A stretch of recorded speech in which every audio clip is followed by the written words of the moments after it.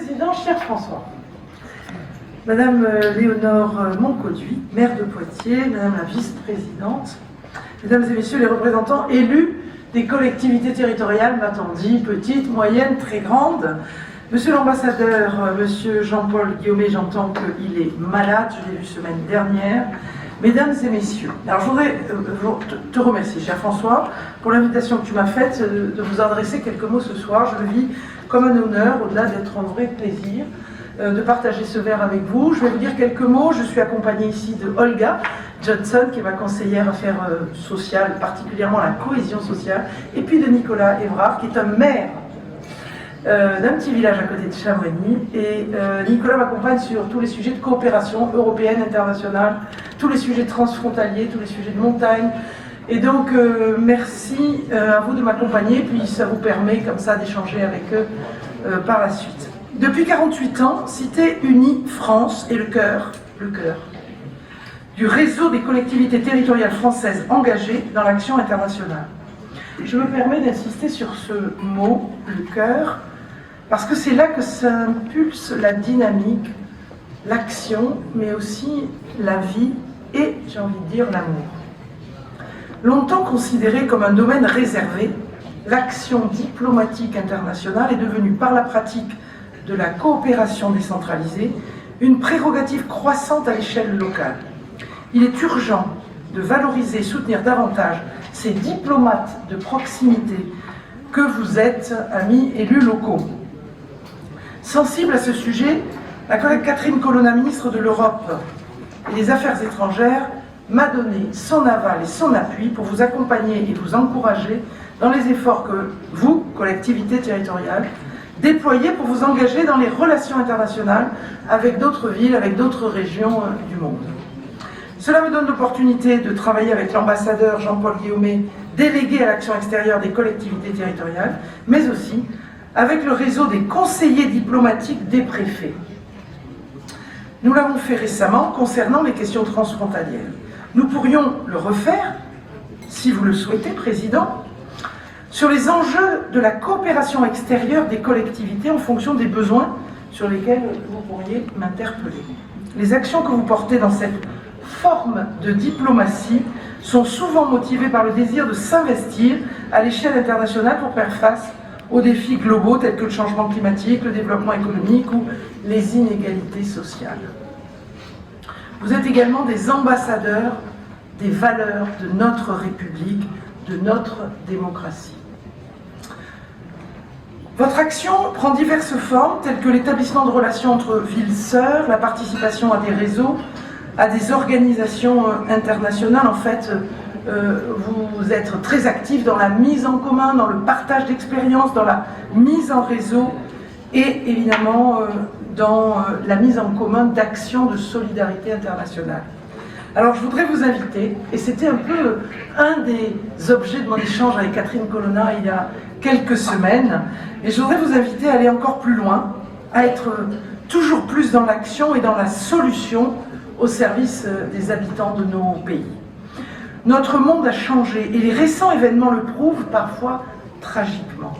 Notre doctrine s'est adaptée parce qu'elle porte des valeurs qui dépassent le cadre traditionnel de la diplomatie.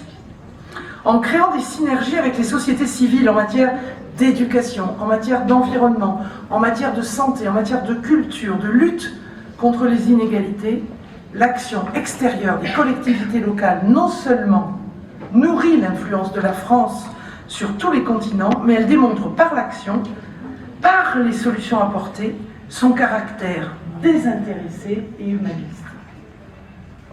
Nous savons plus que d'autres, et ce d'autant plus avec la guerre qui touche l'Europe continentale, combien notre modèle démocratique est précieux, mais aussi fragile. Il reste, par certains aspects, toujours un combat quotidien face à la violence chaotique, face à la solution brutale de la force, face à la négation des droits des minorités et des plus faibles. En cela, parce que j'étais il y a quelques mois encore maire de ma commune de Saint-Orens-de-Gaville, toute proche de Toulouse, chers collègues et cher Jean-Claude, je suis convaincue avec vous que la diplomatie des territoires joue un effet de levier des politiques internationales. qu'il s'agisse de reconnaître et d'intégrer, non pas comme un simple relais des stratégies centralisées, mais comme un acteur à part entière de la gestion des politiques de coopération. Dans le contexte de crise à répétition, quelle qu'elle soit, crise diplomatique ou effet de catastrophe naturelle qui frappe nos territoires, les élus locaux se trouvent en première ligne. Lors de la pandémie mondiale, lors de guerres ou de toujours plus nombreuses catastrophes naturelles, les élus locaux sont les premiers à faire face et à venir en aide aux populations. Souvent avec des moyens faibles, mais toujours dans un esprit de solidarité. Au quotidien, comme en temps de crise, les pouvoirs locaux et régionaux agissent au plus près du terrain et des populations, apportant des réponses directes aux défis du développement durable, aux défis de l'inclusion, aux défis tout simplement du dialogue et ce que j'aimerais appeler la transition démocratique. Depuis les premiers jumelages de l'après-guerre jusqu'aux coopérations d'aujourd'hui, il faut constater combien les liens entre les élus locaux se révèlent déterminants, offrant des solutions concrètes face aux crises et à un monde toujours en évolution. Alors je ferai mienne cette phrase de ma collègue Chrysoula Zakharopoulou, mon autre collègue, secrétaire d'État chargée du développement de la francophonie et des partenariats internationaux. Alors elle disait, et elle dit, les élus locaux en tant que sentinelles de la République jouent un rôle indispensable face aux crises à l'intérieur et à l'extérieur de notre pays. Cité Unifrance et ses partenaires, cher Président, cher François, répondent à cet esprit de coopération décentralisée et de partenariats multilatéraux propres à répondre aux grandes problématiques de notre temps. Votre association offre non seulement un cadre, elle donne aussi une expertise. Et en cela, une efficacité. Votre action est donc, disons-le simplement, essentielle. Elle participe à la volonté universaliste que porte notre République. Et la France ne saurait se limiter à des pensées généreuses. Il faut construire, bâtir, nouer des liens, de la solidarité entre les hommes et les femmes, et il faut donner vie à cette fraternité qui nous est tous et toutes si chère. Vous le faites sans arrogance, comme vous travaillez au quotidien pour la qualité de vie de nos concitoyens dans l'humilité de vos mandats locaux. Je reste une des vôtres et je suis avec vous ce soir pour vous transmettre le soutien de tout le gouvernement. Ma porte est ouverte, mon cabinet à votre disposition pour être votre partenaire. Je vous remercie, je vous souhaite énormément de réussite dans les actions que vous menez ou que vous serez appelés à mener demain. Vous avez tout mon soutien. Merci à vous.